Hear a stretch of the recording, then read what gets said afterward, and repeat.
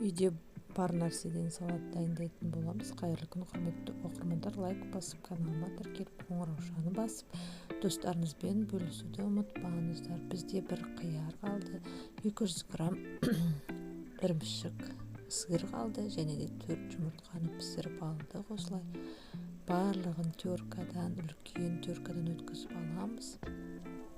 Және де майонезбен немесе қаймақпен заправлять етеміз. Майонезбен қаймақты араластырып. Және де кішкене тұздап, осындай обедке немесе асыққанда бесін шайына осылай салатпен шай ішсеңіздер болады.